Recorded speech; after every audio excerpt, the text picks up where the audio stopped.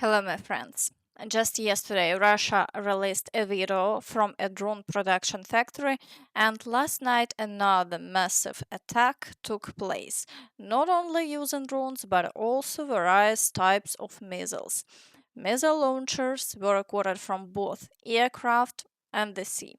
So the strikes on Ukraine continue, and the Russians clearly have no intention of stopping this war, not even after the 50-day deadline supposedly given to them by Trump. And today it is already said there will be a global security escalation in 2027. According to NATO's top commander in Europe, General Christopher G. Gavoli, the year 2027 could become a crisis point. This is yet another signal and confirmation that security issues must be removed from political disputes. We are living in the most dangerous times since the end of World War II, and our Shahed mission, sorry, is to build our security on three pillars: a strong society, a strong army, and solid alliances. As we can see, everyone understands the situation will escalate, and they are already making predictions about 2027. Friends, what do you think about all this? Be sure to leave your opinion in the comments. Will the war end before 2027? Now let's jump right into the situation at the front. Today we'll start with the Kostyantynivka direction. So far, there is no confirmation that the village of Bila Hora has been captured. Reports say fighting is still ongoing in that area. If this information turns out to be true, the situation there will worsen significantly as the Russians are leveling the front line and moving toward Kostyantynivka. But we haven't seen any video confirmations yet, so we are waiting. For now, today's attacks continue in Chasiv Yar, and there are assaults on Deliivka, Sherbinivka, and Rusin Yar. However, over the past day, the front line hasn't changed. In the Pokrovsk direction, Russian forces continue to assault Novoekonomichne, Myrolubivka, Lysivka, the outskirts of Pokrovsk, Udachne, and Molodetske. Shelling also continues in the frontline settlements. Meanwhile, the situation near the town of Rodynske is extremely difficult. Reports say the gray zone has expanded all the way to the Rodynska mine, which is basically on the edge of the city. However, no new assaults have been reported in this area, and overall, the situation hasn't changed significantly over the past 24 hours. In the Novopavlivka direction, Russian forces are attacking Muravka, pushing forward near Horihove, Oleksiivka, Dachne, launching assaults on Zelenyi Hai, and attacking Voskresenka. The situation here is extremely difficult because the Russians are gradually managing to break through the defenses, and over the past few weeks, the front line has been actively shifting. So far, they haven't been stopped.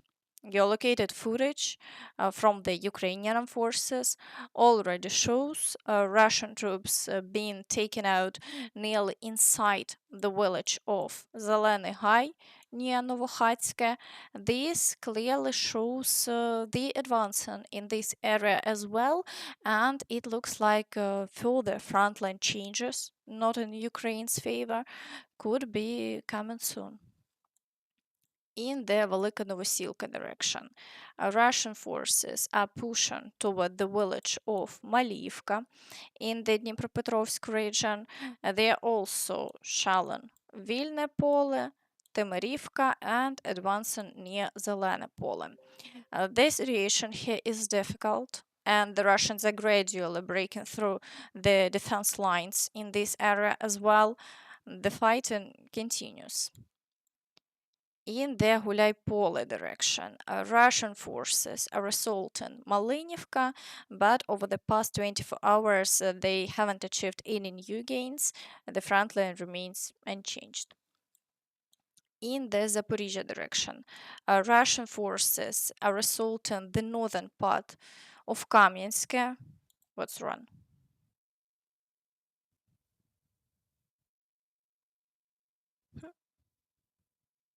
Do you see it?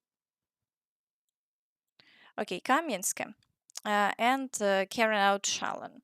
They are also actively striking. Oh, I have some network issues. Oh, okay. So here, Russian forces are assaulting the northern part of Kamiansk and carrying out shelling. They are also actively striking around the Orikhiv area. This suggests they may be preparing for new offensive operations, and we could soon see an increase in assaults here. For now, there have been no changes along the front line in the past 24 hours. In the Kherson direction, Russian forces continue to shell the right bank of the Dnipro River and are attempting to break through on the islands. There is noticeable activity in the area, indicating that the objective is to reach the right bank and establish a foothold. They are committing significant reserves, but Ukrainian forces are successfully repelling the attacks, and the front line remains unchanged for now. Now let's move on to the Siversk direction. Here, Russian forces are still unable to secure a foothold in Serebryanka, and all of the assaults have been unsuccessful. They are also trying to push past Grigorivka, but as of the past 24 hours, there have been no new changes. In the Lyman direction, Russian troops remain highly active and continue assaults on Zarichne, Kolodyazi, and Chandrigolove. They are also pushing near Karpivka and Glushankove and attacking Novy Mir and Druzhelyubivka. So far, all attacks have been repelled and the situation remains stable. However, Russia clearly has big plans for this sector as they have concentrated significant resources here. In the Borova area, Russian activity remains minimal. Russian forces are assaulting Boguslavka, but beyond that, there hasn't been significant movement, and the front line hasn't changed over the past 24 hours. In the Kupiansk direction, Russian troops are attacking Holubivka but have made no progress. As before, the front line here remains unchanged. In the Dvorichna direction, Russian forces are trying to break through near Stroivka and are attempting to expand the territory they control, essentially along the border. However, for now, the Ukrainian forces are repelling all attacks, and the Russians haven't made any new gains.